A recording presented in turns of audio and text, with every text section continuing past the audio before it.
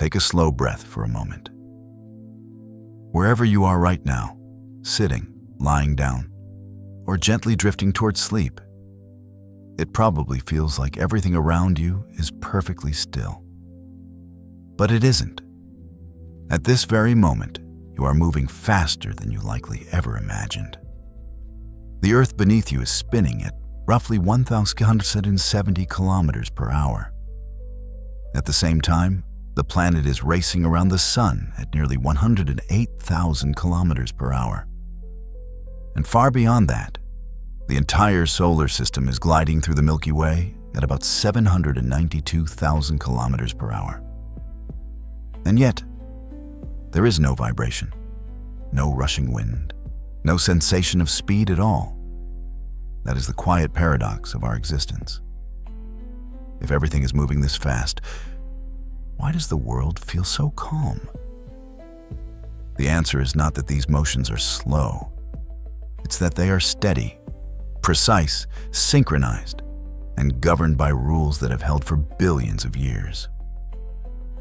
Tonight, we're going to follow those movements gently, from a single rotation lasting 23 hours, 56 minutes, and 4 seconds, to tiny timing differences, just minutes long, that quietly rearrange the stars above your head.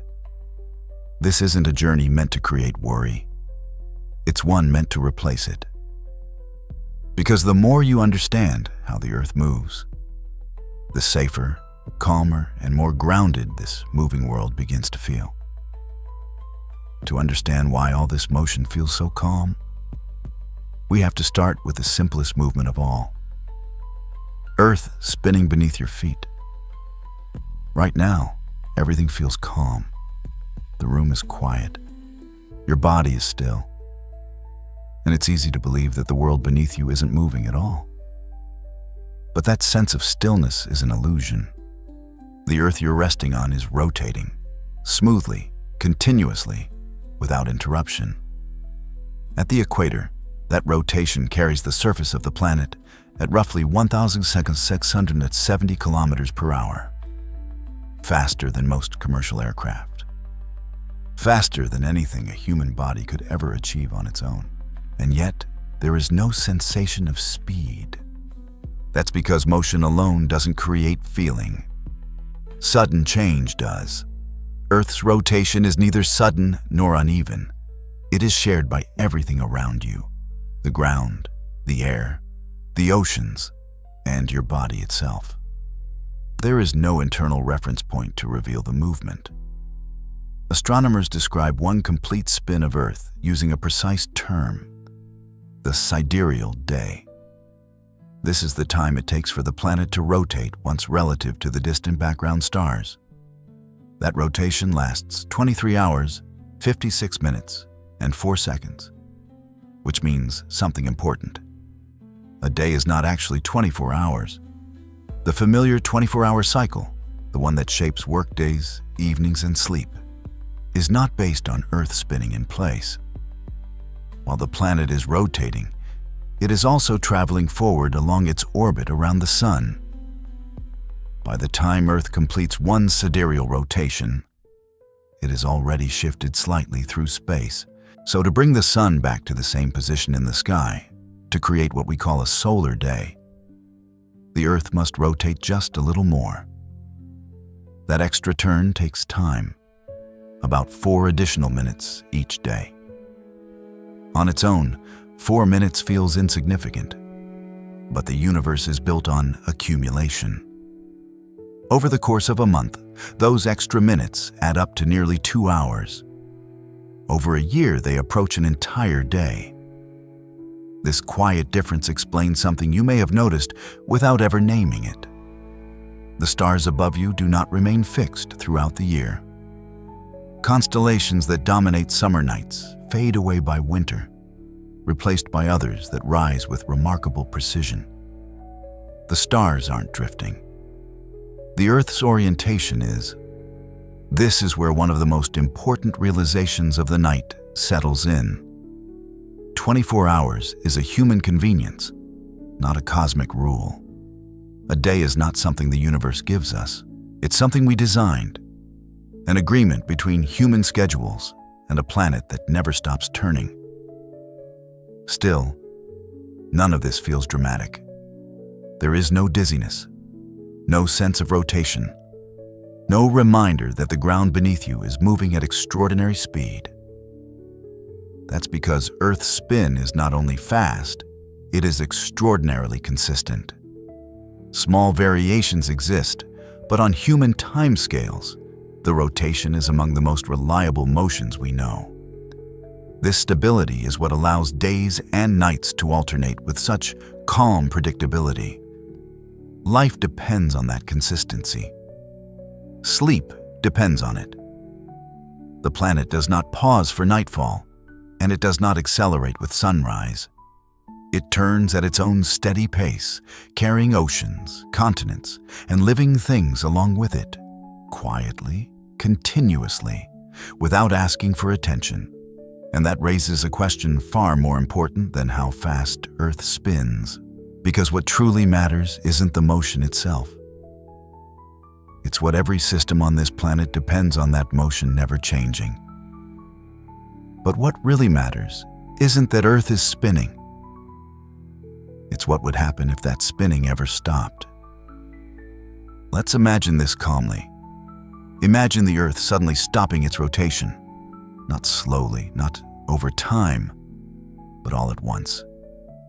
In that instant, the ground beneath you would stop, but everything resting on it would not. Because motion doesn't vanish when a surface changes its behavior.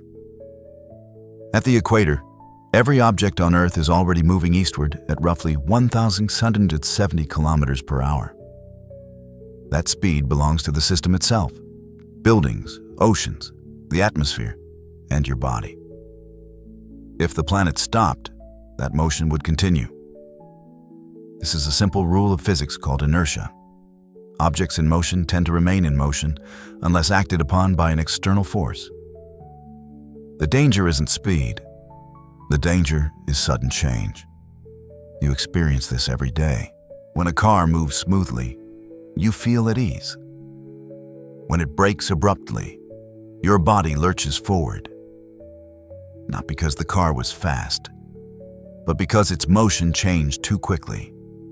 The same principle applies on a planetary scale. If Earth's rotation were to halt instantly, the air would continue moving. Winds would surge. The oceans would keep traveling in their original direction. Anything not firmly anchored would be carried along at its previous velocity. The disruption would come from interruption, not motion. This thought experiment isn't meant to alarm you. It's meant to clarify something essential. Life survives motion, not because it is slow, but because it is smooth. Earth's rotation works because it is extraordinarily consistent. It does not hesitate or reverse. Every part of the system has adapted to a movement that changes only gradually over immense stretches of time. Small variations do occur. Shifting oceans, melting ice, and large earthquakes can alter Earth's rotation by milliseconds. But these changes unfold so slowly that life absorbs them without noticing. Nothing in the universe stands still. But almost nothing changes abruptly. That distinction is what makes calm possible. It's why the sky doesn't blur overhead, why the oceans don't surge in a single direction, why you can lie still and fall asleep without sensing the planet's speed. Stability transforms motion into peace. Earth's spin doesn't threaten life, it supports it. By remaining predictable, it allows rhythms to form, day and night, waking and rest, activity and recovery. Sleep depends on that reliability.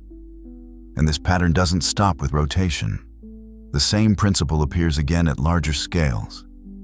In the way Earth travels around the sun, in the way the solar system moves through the galaxy. Vast speeds, yes, but guided by motions that remain smooth, balanced, and shared. Earth's spin is only the first layer of motion. to understand why the universe can move so fast and still feel so calm, we need to look beyond rotation to the path this planet follows as it journeys around its star. Earth's spin is only the first layer of motion.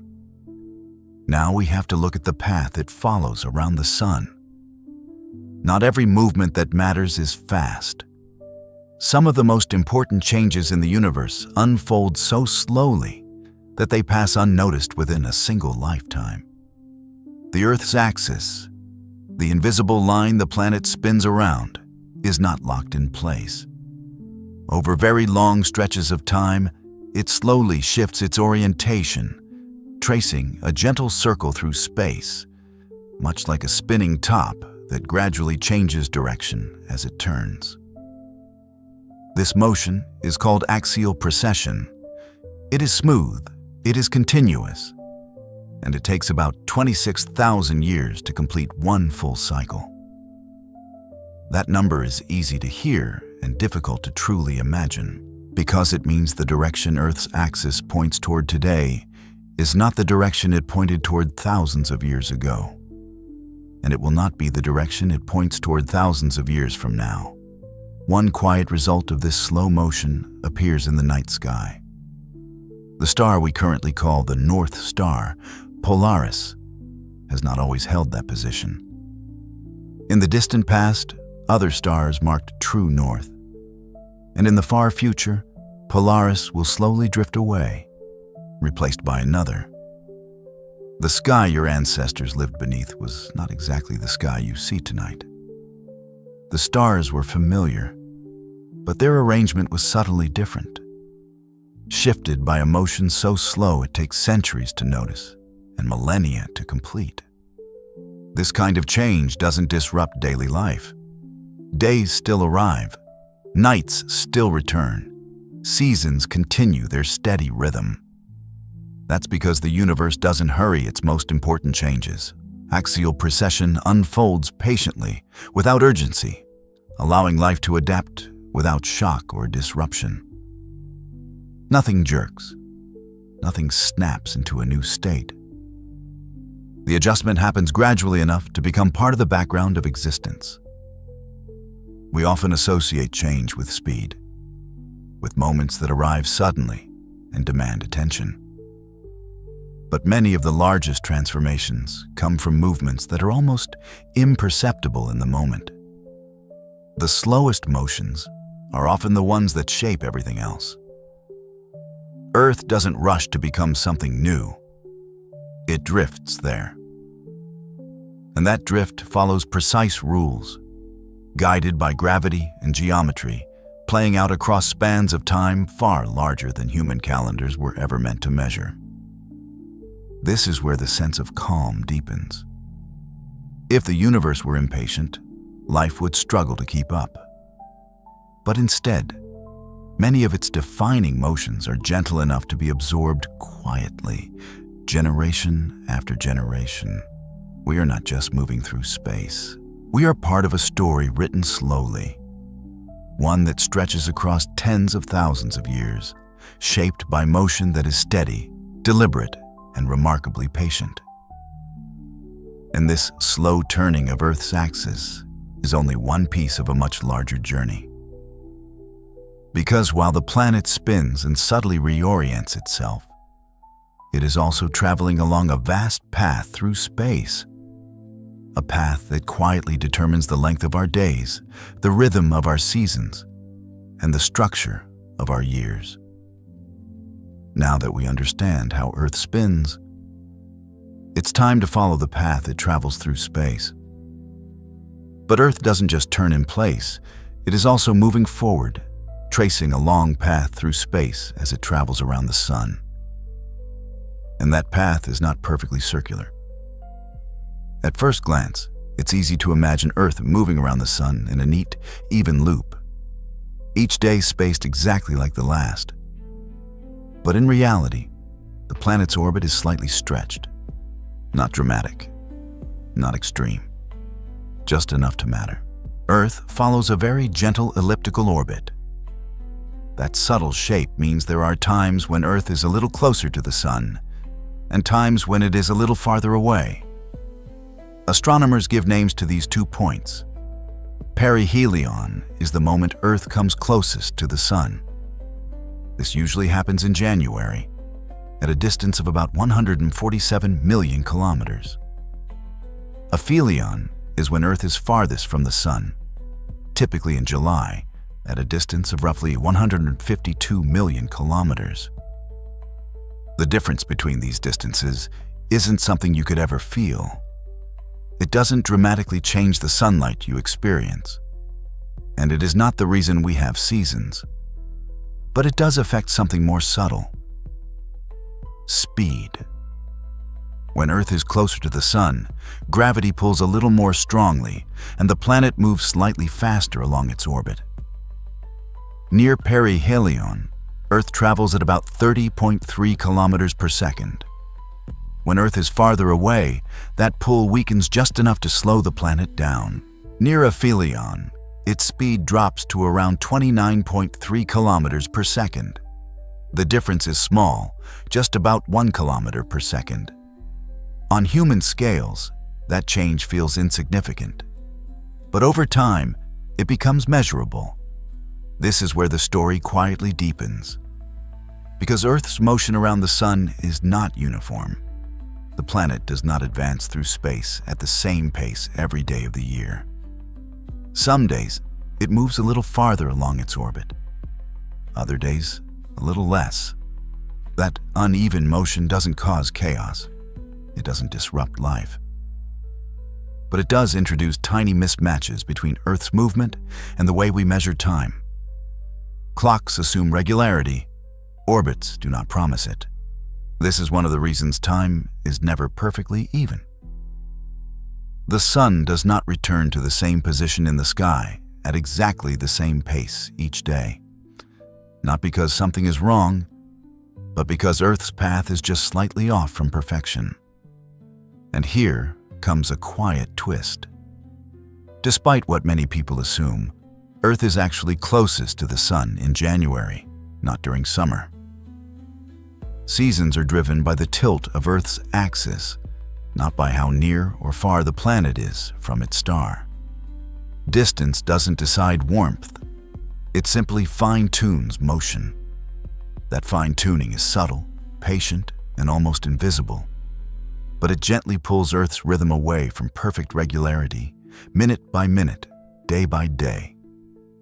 And those tiny deviations, too small to notice directly, are exactly what make our clocks drift, our solar time shift, and our measurements of the day slightly imperfect. This small change in speed may seem insignificant, but it quietly pulls our clocks out of sync with the Sun. This tiny change in speed may seem insignificant, but it quietly pulls our clocks out of sync with the Sun. Every day, we expect a simple rhythm. Morning arrives. The Sun climbs the sky, and around midday, it reaches its highest point before beginning its slow descent. That moment, when the Sun is highest in the sky, is called solar noon. It's the true middle of the day, defined not by clocks, but by the Sun's position above your local horizon. And here's the quiet surprise. Solar noon does not always happen at exactly 12 p.m. on your clock. Some days, it arrives a little early. Other days, it comes late. And over the course of a year, that difference can grow to nearly 16 minutes in either direction. This isn't a mistake. And it isn't a failure of our timekeeping. It's the result of two gentle realities working together. First, Earth's orbit is not a perfect circle. As you've already seen, the planet speeds up slightly when it's closer to the Sun and slows down when it's farther away. That changing speed means Earth doesn't advance through its orbit at a constant rate. Second, Earth's axis is tilted. That tilt changes the angle at which the Sun appears to move across the sky throughout the year, subtly altering how solar time aligns with clock time. Together, these two effects create something astronomers call the equation of time. It's not an equation you need to solve. It's a description of a difference. Specifically, it describes the gap between mean solar time, the smooth, average time our clocks are designed to keep, and apparent solar time, which is what the sun actually does in the sky. Most days, that difference is small, a minute or two, easy to ignore. But at certain times of the year, it becomes more pronounced, stretching to nearly a quarter of an hour. This is why, on some days, the sun seems to linger before reaching noon, and on others, it rushes ahead. If you could photograph the sun from the same place at the same clock time every single day for a year, something remarkable would appear. Instead of forming a straight line across the sky, the sun's position would trace out a looping shape, one that looks like a tilted figure eight. This shape has a name, the analemma. It's not an optical illusion. It's not a quirk of photography. It's a visual record of Earth's motion. The analemma is the sun's handwriting, its signature, left behind by the combination of Earth's tilted axis and its slightly uneven orbital speed. It shows, in a single image, how real motion departs from idealized models. And this is the moment when something important clicks into place. Our clocks are not wrong. They are approximations. They are designed to be steady, predictable, and useful for daily life. But the world they measure is not perfectly uniform. Earth does not move in exact circles at exact speeds. It follows paths shaped by gravity, geometry, and long-term stability, not by convenience. Time, as we live it, is a compromise. It is negotiated between Earth and the sun, between smooth averages and subtle variations, between what is easy to measure and what actually happens. Once you see this, the drifting of solar noon stops being strange. It becomes a quiet reminder that the universe does not rush to conform to our schedules. Instead, we build schedules flexible enough to follow the universe. And once you realize the sun doesn't keep perfect time, you begin to wonder what time actually is. Once you realize the sun doesn't keep perfect time, you begin to wonder what time actually is. Up to this point, we've been following motion, the turning of Earth, its shifting orbit. The subtle ways speed and direction shape the rhythm of days. Now, it's time to pause, not to stop moving, but to look more closely at what all of this motion is actually creating. Because time is not something you can touch. You can't hold it in your hands. You can't point to it in space, and you can't isolate it from the world around you. Time is not an object. It's not, and instead, time is a way of describing change. At its most practical level, time is how we measure the difference between one state of the universe and another, between before and after, between what was and what has become. Without change, those ideas lose meaning. If nothing moved, if Earth did not rotate, if it did not travel around the sun, if the stars held perfectly still, then the concept of a day would vanish. There would be no morning, no evening, no sequence to follow. Events would not unfold. They would simply exist. This is why time does not stand apart from motion. It depends on it. Every way we track time is tied to something changing. A swinging pendulum, a vibrating atom, the turning of a planet, the position of the sun in the sky. When we say that time has passed, what we really mean is that something has moved, shifted, or transformed. Remove motion, and time loses its structure. This is where a quiet misunderstanding often appears. We tend to imagine time as a river, something that flows on its own, carrying everything else along with it. But that image can be misleading. Time does not move independently through the universe, pushing events forward. Events move. Systems evolve. And time is the record we keep of that motion. Albert Einstein once captured this idea with remarkable simplicity when he said, "Time is what a clock measures. A clock does not reveal time itself. It reveals repetition, regular motion, a cycle that can be counted and compared. The clock doesn't create time. It borrows its structure from the movements it tracks." This perspective changes how we understand everything that came before. The uneven speed of Earth's orbit, the shifting alignment of the sun, the slow turning of the planet's axis. These aren't disruptions to time. They are the source of time's subtle irregularities. And because motion is not identical everywhere, time cannot be identical everywhere either. This realization carries us gently into deeper territory. If time is bound to motion, and if motion depends on speed, gravity, and position, then time cannot be universal in the way we often assume. It cannot tick at the same rate in every place, under every condition. This isn't philosophy for its own sake. It's a natural extension of what we've already seen. The Earth does not move in perfect circles at constant speeds. The sun does not cross the sky with mechanical precision. Even the most familiar rhythms are shaped by variations, adjustments, and long-term stability rather than absolute regularity. Time emerges from that complexity. And that means time is not something imposed on the universe from the outside. It is something that arises within it, shaped by motion, energy, and change. This idea doesn't make the world more chaotic, it makes it more honest. Because once you understand time as a measure of change, you no longer expect it to behave like a perfect machine. You expect it to reflect the quiet imperfections of the universe itself. And if time depends on motion, then it must move differently in different parts of the universe.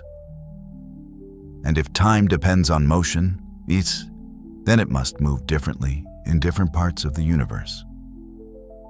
Once you accept that time is a measure of change, another idea follows naturally. Time does not pass at the same rate everywhere. It changes with motion, and it changes with gravity. This isn't speculation, and it isn't abstract philosophy.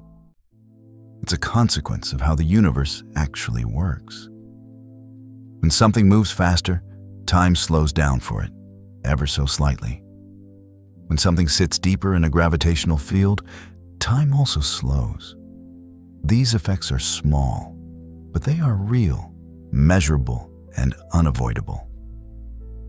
Astronauts aboard the International Space Station experience this firsthand.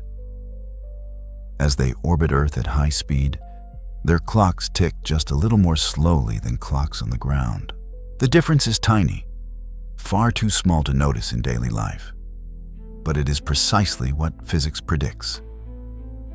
This same principle operates continuously above your head, in a place you rely on every day. GPS satellites orbit Earth at speeds of roughly 14,000 kilometers per hour. They are moving fast, and they are also farther from Earth's gravity than we are on the surface. Both of those factors affect time. Because of their speed, time aboard the satellites runs slightly slower. Because of their weaker gravitational environment, time runs slightly faster. These two effects don't cancel out perfectly. They must be calculated, predicted, and corrected. If engineers did nothing, if GPS satellites simply used clocks identical to those on Earth, the system would drift.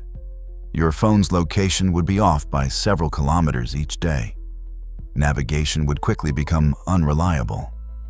So corrections are built in. Every second, the GPS system adjusts for the fact that time in orbit does not match time on the ground. Not once in a while, not as an update, but continuously as part of its normal operation. This is not theory, this is infrastructure. Your phone works because time moves differently in space. That realization quietly reframes everything we've discussed. Time is not a universal background ticking away at a fixed pace. It is something that responds to speed, to gravity, to position in the universe. Clocks do not define time. They respond to it. This is why timekeeping is never finished. It's an ongoing conversation between human systems and a moving planet, between atomic vibrations and orbital mechanics, between precision instruments and a world that refuses to stand still. Richard Feynman once summed this up in his own unmistakable way. Time is what happens when nothing else does. But as we've seen, something is always happening. Earth rotates, Earth orbits, satellites race overhead. Gravity bends paths and stretches durations. Time, as we experience it, is the record of all that motion interacting. And because those motions are not identical everywhere, time cannot behave identically everywhere either. It stretches here, it compresses there, always slightly, always consistently. This doesn't make the universe unstable. It makes it precise. Our technology succeeds not by ignoring these differences, but by respecting them, by accounting for them, by accepting that perfect synchronization is not a given. It must be maintained. Which brings us back to Earth. If time must be constantly adjusted to stay aligned with satellites in orbit, then it must also be adjusted to stay aligned with a planet that spins, wobbles, and travels around the sun at changing speeds. We don't keep time by declaring it fixed. We keep time by correcting it, and those corrections, small as they seem, lead us directly to a surprising truth about something we take for granted every day. The length of a day itself is not as constant as it appears. To keep our clocks aligned with reality, we have to make small corrections. And that leads us to a surprising truth about the length of a day. When we talk about time in everyday life, it feels universal. 12 o'clock sounds precise, fixed, shared by everyone. But in reality, noon is a local event. Solar noon is the moment the sun reaches its highest point in the sky at a specific location. It's the true middle of the day, not defined by clocks, but by geometry and light. And solar noon does not arrive everywhere at the same time. The reason is simple, but easy to forget. The Earth is turning. As the planet rotates, different locations face the sun at different moments. When it's noon for one city, the sun is still climbing for another and already descending for a third. Here's where the numbers quietly matter. The Earth completes a full 360-degree rotation in about 24 hours. That means the planet turns 15 degrees every hour. Break that down further, and each single degree of longitude corresponds to about 4 minutes of time. At the equator, 1 degree of longitude spans roughly 111 kilometers.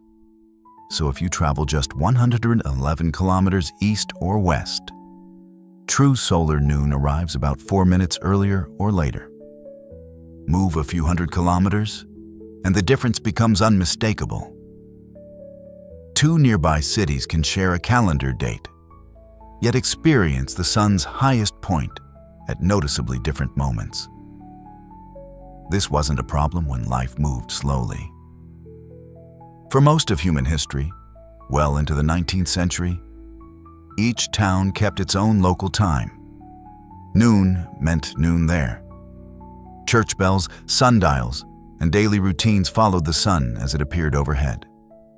There was no need to synchronize beyond the horizon. That changed when technology began to compress distance. Railroads connected cities that once felt far apart. Telegraph lines allowed information to travel faster than people.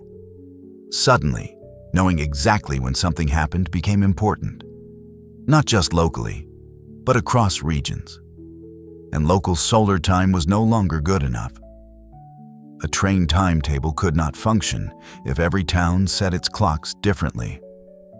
Coordination demanded a shared reference, even if that reference no longer matched the sun perfectly everywhere.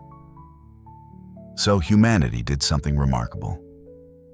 In 1884, representatives from around the world gathered at the International Meridian Conference. Their goal was not to redefine the universe, but to simplify cooperation. They selected a single reference line, the prime meridian, passing through Greenwich, England. From that line, the world was divided into 24 time zones, each roughly 15 degrees wide. This grid did not reflect cosmic truth. It reflected human need.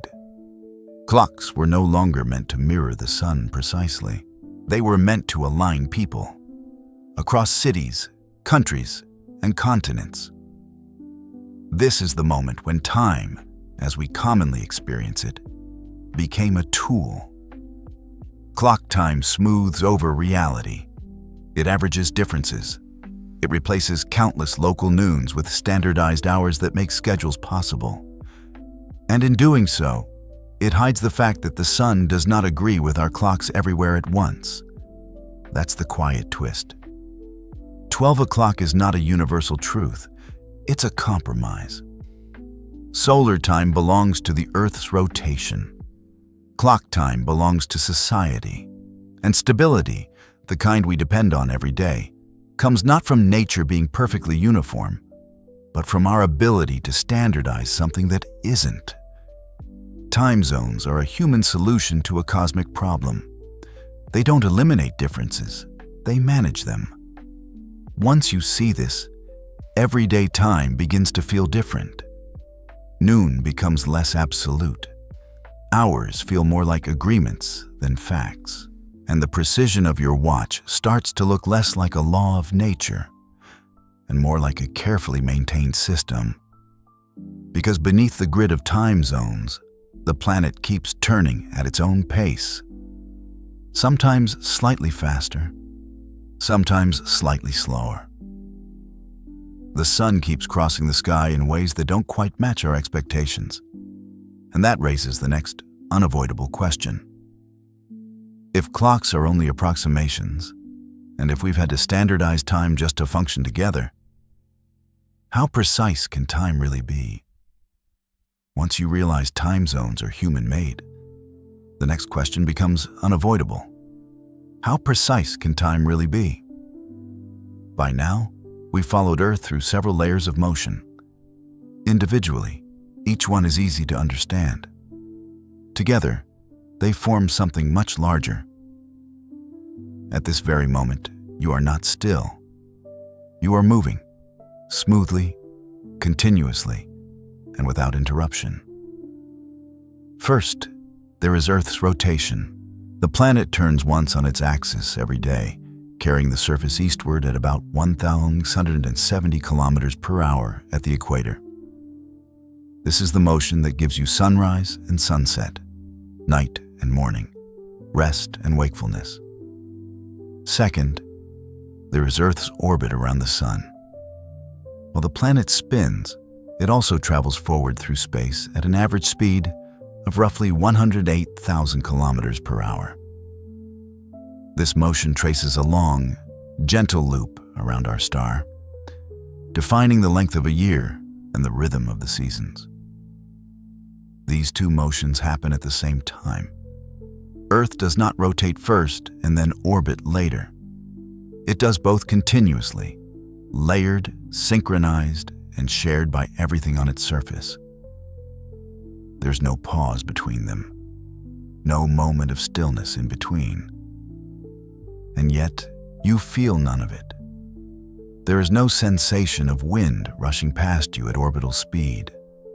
No vibration beneath your feet as the planet turns. No sign that you are moving faster than any vehicle ever built. That's because motion, by itself, is not what creates disturbance. Change is. When an entire system shares the same movement, when the ground, the air, the oceans, and your body all travel together, there is no relative motion to feel. Nothing pulls ahead. Nothing lags behind. This is why a smooth airplane flight feels calm once it reaches cruising speed. And it's why Earth's enormous motions feel like rest.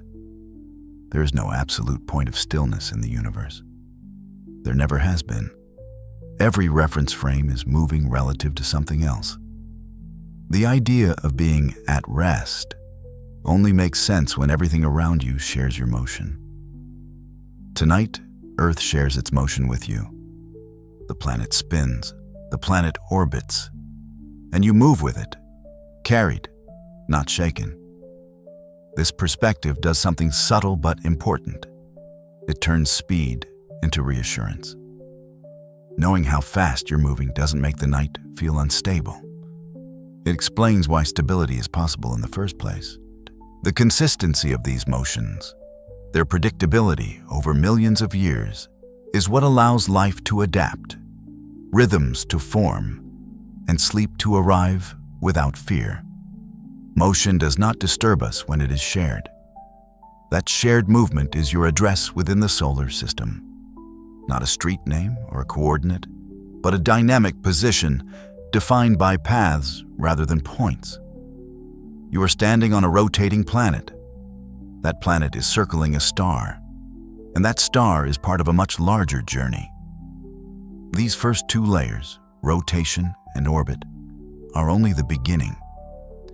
They explain why days and years exist. They explain why time needs adjustment. And they explain why calm can exist inside immense motion. But the story doesn't stop at the edge of Earth's orbit. Because the sun itself is not standing still. It is moving, carrying Earth and everything on it along a far greater path through space. And once we follow that motion, our sense of location will expand beyond the solar system entirely. But the sun itself is not standing still. And that takes us far beyond the solar system.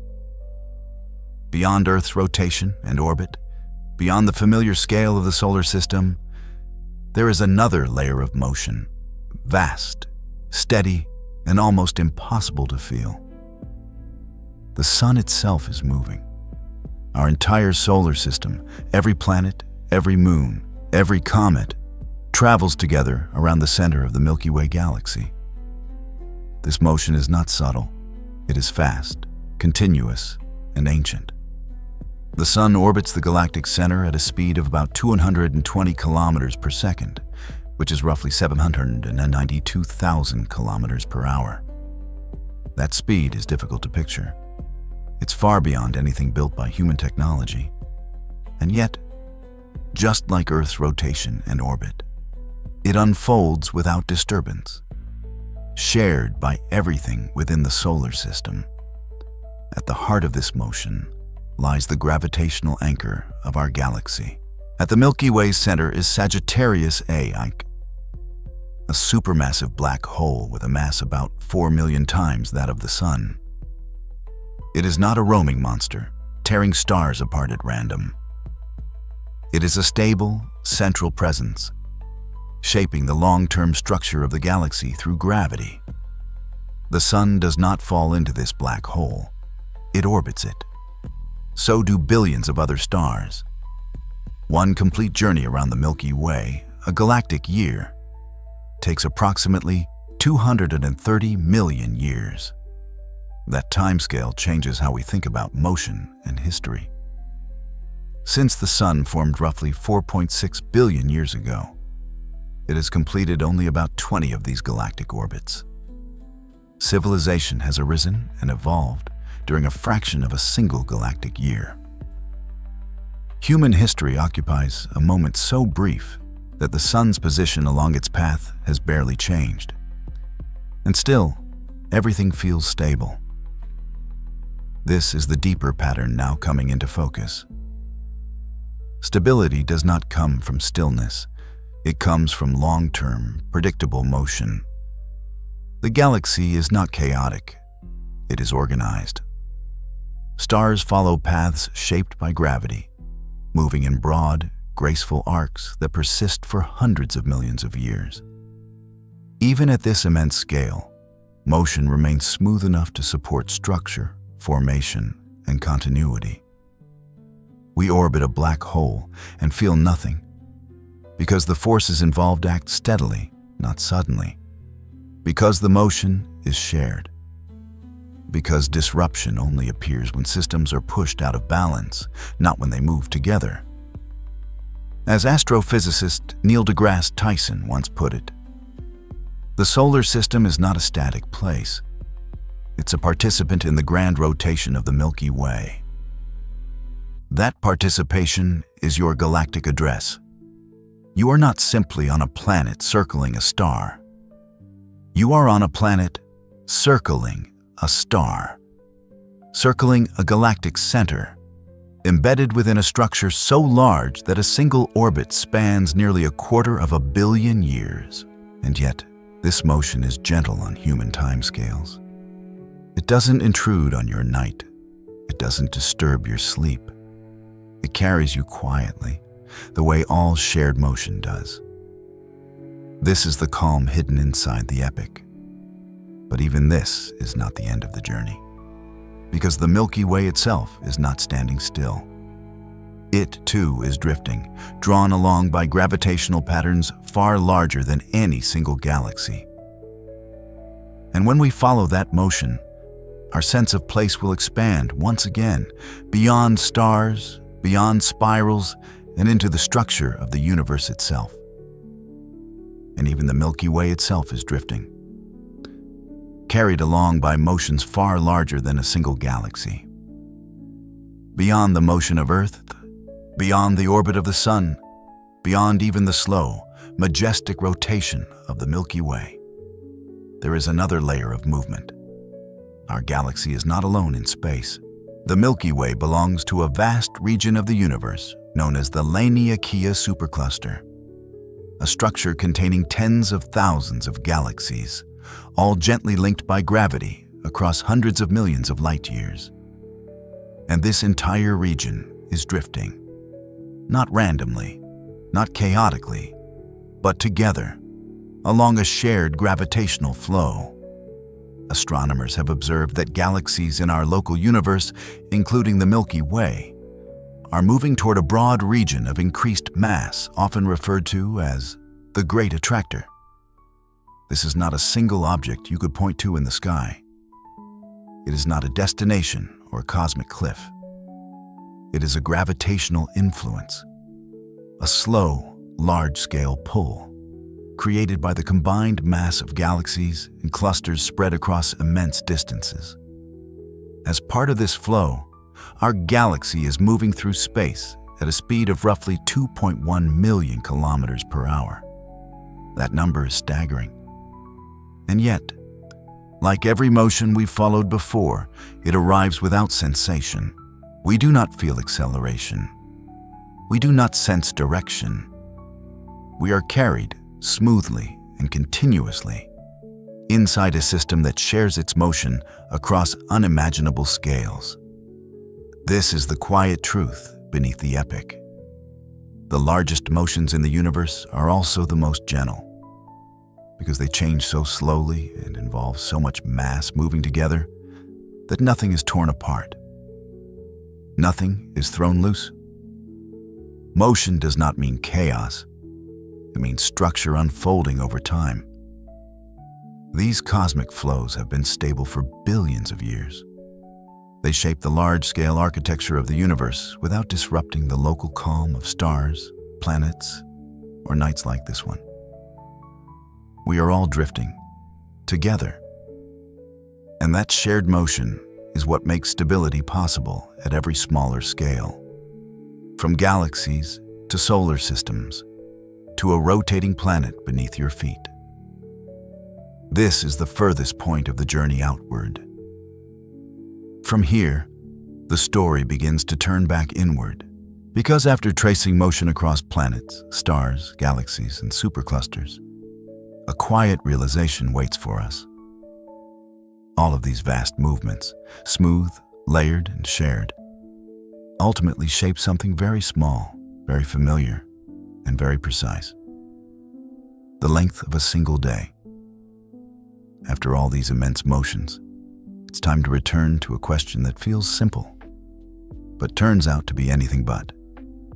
After all these vast motions, it's time to return to something surprisingly precise.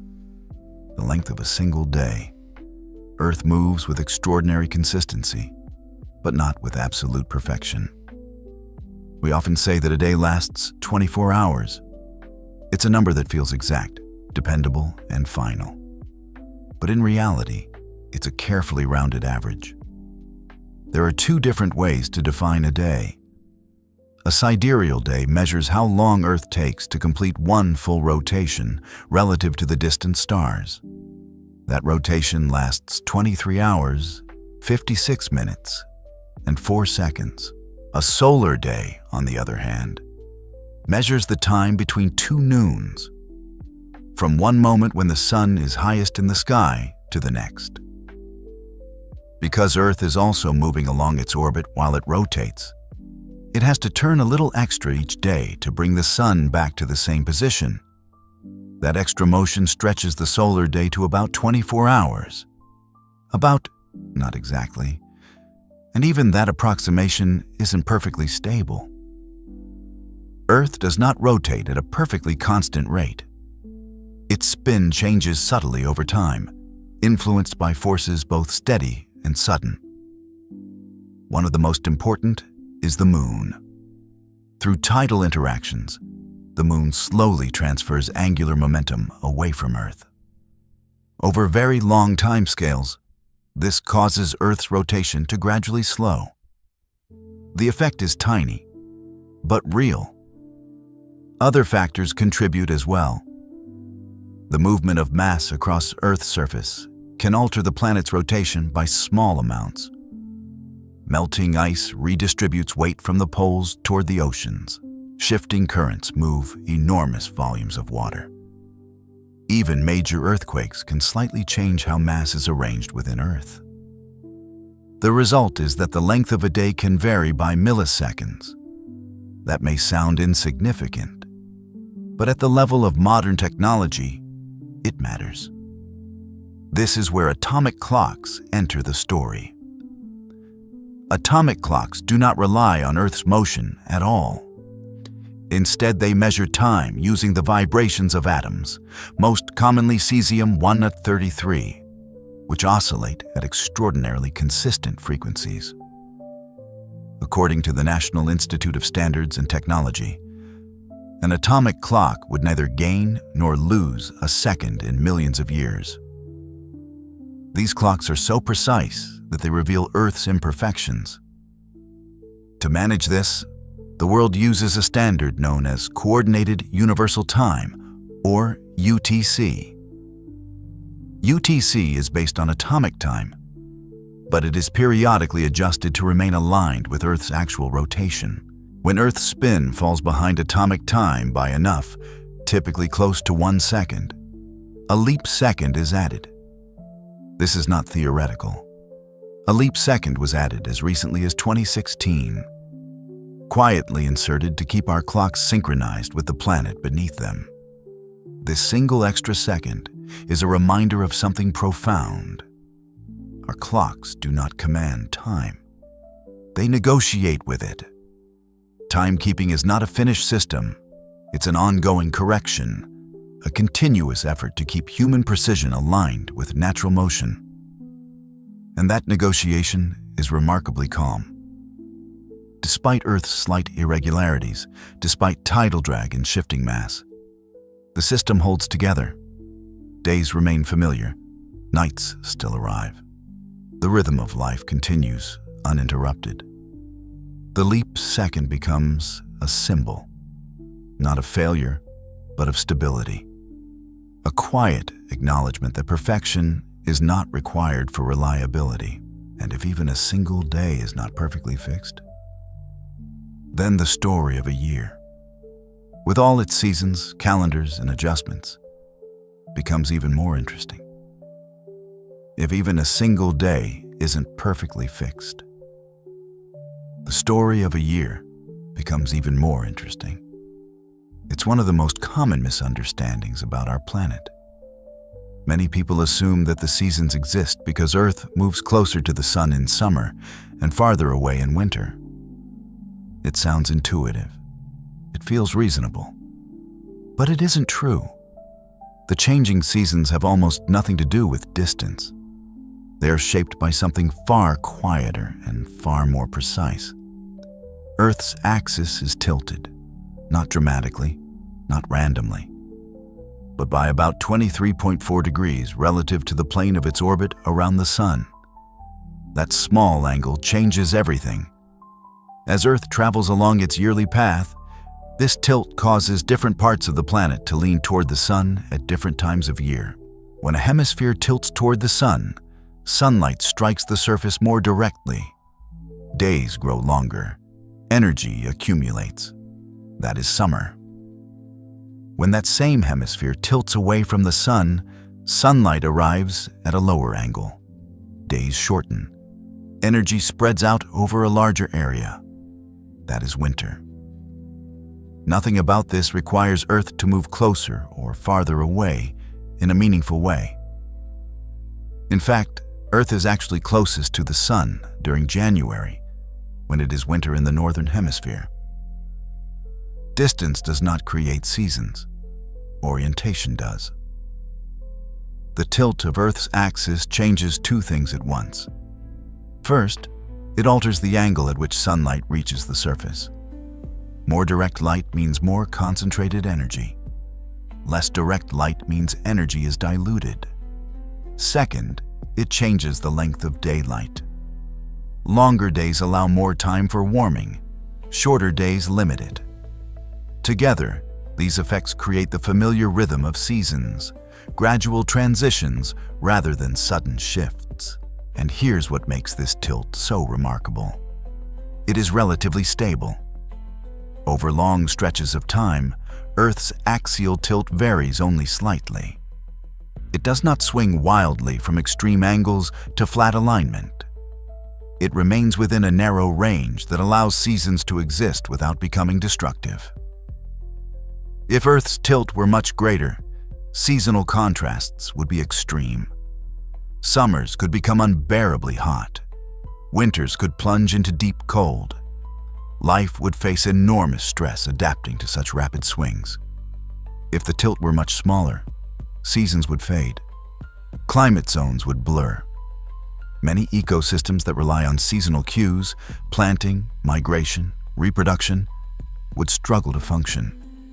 But at 23.4 degrees, the balance holds. This single geometric detail shapes agriculture, weather patterns, and biological rhythms across the planet. Crops depend on predictable growing seasons. Animals respond to changing daylight. Humans build calendars, traditions, and expectations around seasonal cycles that feel natural, almost inevitable. Yet all of it traces back to a tilt you never feel. You don't sense the planet leaning. You don't feel the angle shift as Earth moves through its orbit. But life responds to it constantly.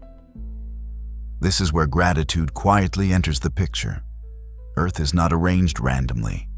Its motions are not careless. The systems that shape daily life, light, warmth, growth, rest, emerge from precise relationships between movement, orientation, and time.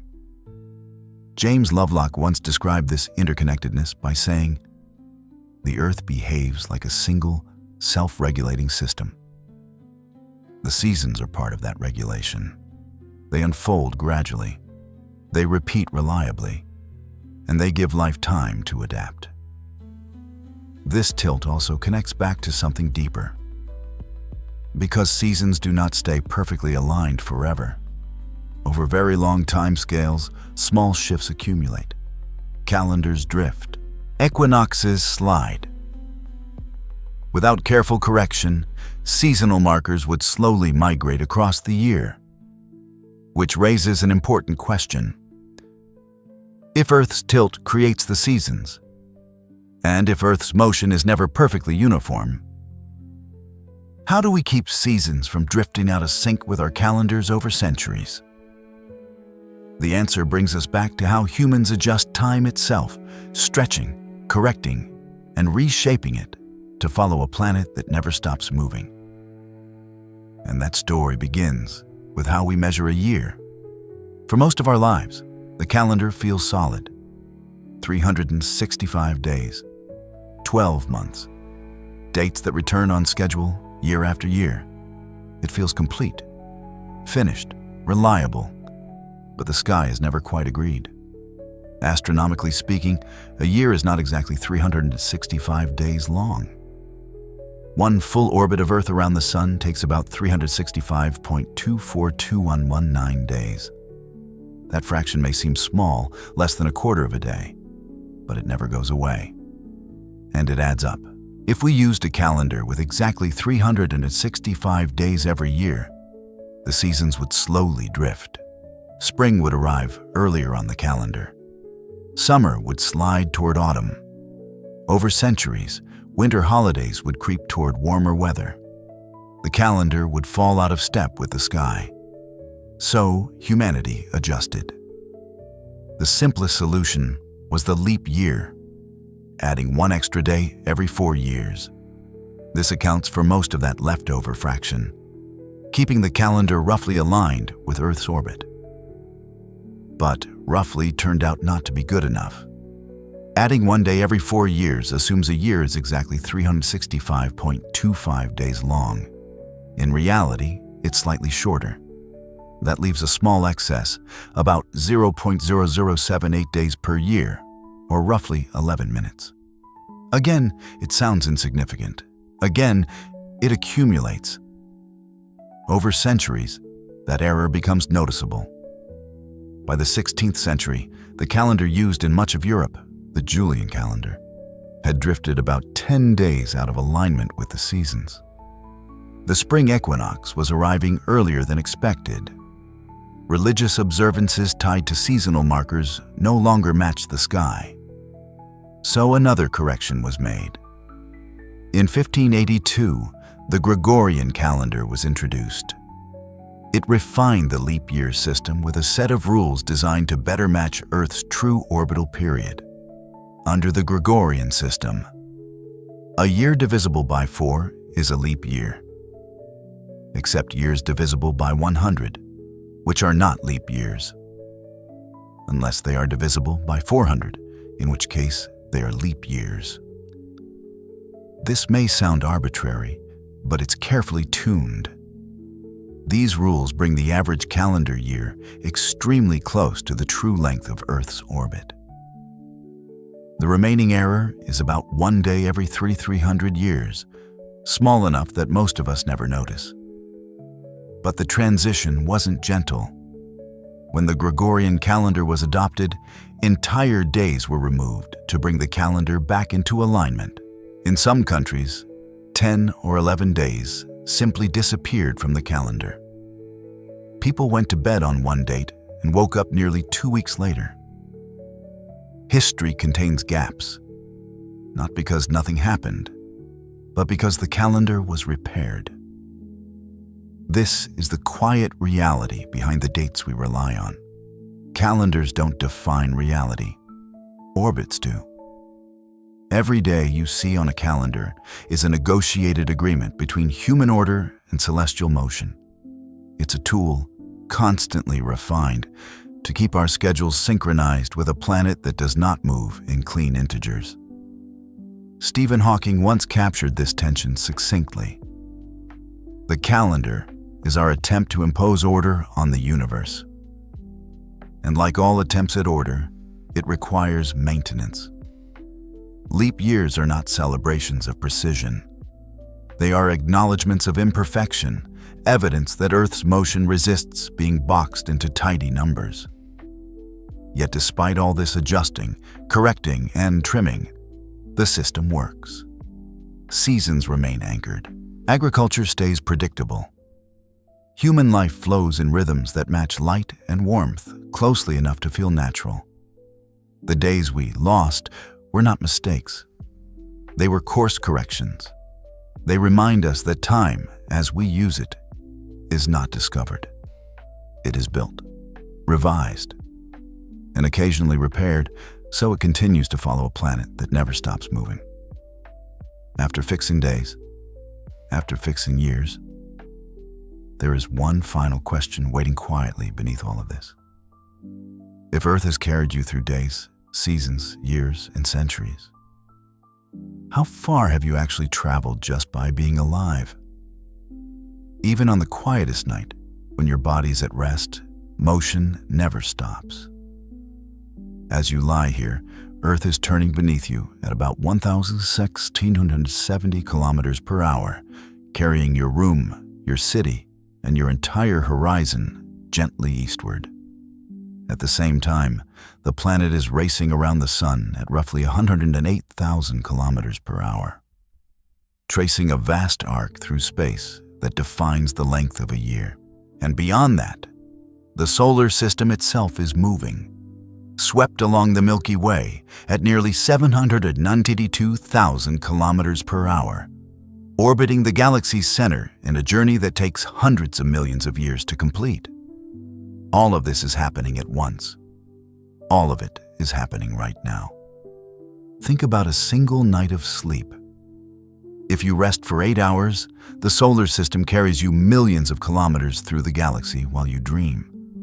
Not in sudden bursts, not with any sensation at all. Just steady, shared motion, quiet enough to feel like stillness. Now think about a year. Over 12 months, Earth guides you through an orbital path so long that it's difficult to picture in ordinary terms. The distance you travel in a single year far exceeds anything you could ever cover on foot, by car, or even by airplane. And then, consider a lifetime. Decades of days, thousands of nights, each one layered with rotation, orbit, and galactic motion. Without ever packing a bag, without ever feeling acceleration, you have taken part in a journey that spans astronomical distances. A journey measured not in miles on a map, but in paths traced through space and time. The reason you don't feel exhausted by this motion is simple. It has never pushed you. It has never resisted you. It has carried you. Smooth motion doesn't demand effort.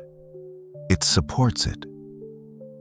Like a river that flows beneath a boat without rocking it, the universe moves in ways that lift rather than strain. You don't need to go anywhere to have traveled far. The journey has been happening all along. This is the quiet comfort hidden inside all the numbers and scales we've explored.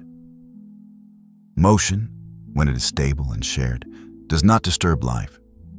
It makes life possible. It creates rhythm. It allows rest.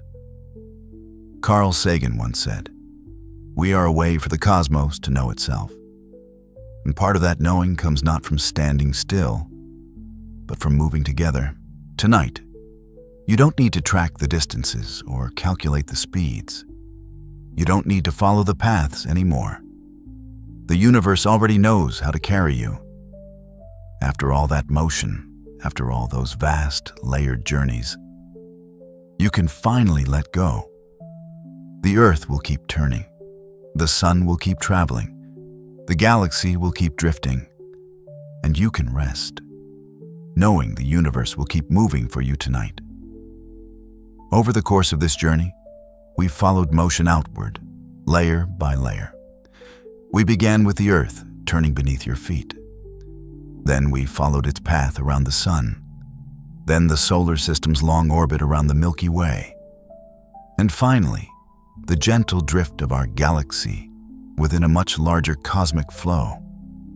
Every step revealed the same quiet truth. Nothing is standing still. And yet, nothing feels out of control. That's because time is not something separate from all this motion. It is not a river flowing on its own, pushing you forward, whether you're ready or not. Time emerges from movement. It is measured through rotation, through orbits, through cycles that repeat with enough consistency to be counted. A day exists because Earth turns. A year exists because Earth travels around the sun. A season exists because the planet is tilted as it moves. Without these motions, the idea of time would have nothing to hold on to. This is where human invention enters the picture. To live together, to plan, to cooperate. We created tools. We built clocks to count regular motion. We defined time zones to coordinate across a rotating planet. We designed calendars to keep pace with a year that never fits neatly into whole numbers. We even added leap seconds when Earth's rotation drifted just enough to be noticed. These systems were never meant to control the universe. They were meant to adapt to it. When Earth's rotation slows slightly, we don't force the planet to match our clocks. We adjust the clocks. When Earth's orbit doesn't line up perfectly with a 365-day year, we don't ignore the sky. We revise the calendar. Again and again, the pattern repeats. Nature moves, and we respond. This is an important shift in perspective, because it means time is not chasing you. The pressure you feel from schedules, deadlines, and countdowns does not come from the universe. It comes from agreements we've made with one another. Useful agreements, necessary ones, but still human-made. The cosmos does not rush. Earth doesn't hurry through its orbit. The moon doesn't panic as it pulls the tides. The galaxy doesn't worry about being late. Those anxieties belong to us, not to time itself. At a cosmic level, time is flexible. It stretches, compresses, and adjusts depending on motion and gravity. It behaves differently in orbit than it does on the ground. It moves differently near massive objects than it does in open space. And none of that is hostile. It's simply how reality works. Carlo Rovelli, a physicist who has spent much of his career studying the nature of time, once put it simply: time is not what we think it is. What we often imagine as a relentless force is actually a relationship, a negotiation between motion, measurement, and meaning. This realization changes how the story feels. You are not being pushed forward by time. You are being carried by motion. And motion, when it is stable and shared, creates safety. This is the insight that quietly ties everything together. Movement creates time. Stability creates safety. The Earth has been turning long before you were born. It will keep turning long after tonight ends. And your place within that motion has never required effort from you. You don't need to keep up with the universe. The universe already knows how to move without rushing. The systems we've built, calendars, clocks, schedules, are there to help us coordinate with one another, not to measure your worth, your pace, or your progress through life. They are tools, and tools can be set down. Tonight, nothing needs to be counted. Nothing needs to be corrected. Nothing needs to be synchronized. The planet will keep rotating whether you watch the clock or not. The sun will continue its journey through the galaxy. The vast structures of the universe will drift exactly as they have for billions of years. Time is not demanding anything from you. It is not a ruler. It is not a threat. It is not a voice telling you to hurry. It is a record of motion, and motion is already taking care of itself. Once you see time this way, something loosens. Deadlines feel smaller. Minutes feel softer. The night feels less like something that's slipping away and more like something that's arriving. And once you see time this way, it becomes much easier to let the night take over. And once you see time this way, it becomes much easier to let the night take over. At this point, there is nothing left to figure out. The Earth is still turning beneath you, The sun is still where it has always been, and the Milky Way continues its slow, graceful drift through space. None of this requires your attention. You don't need to watch the clock. You don't need to follow the motion. You don't need to hold anything in place. The universe has been doing this for billions of years, long before tonight and long after it ends. As you rest, the planet continues its steady rotation, not hurried, not strained, just constant enough to be trusted. Day will come again, exactly as it always has, without effort from you.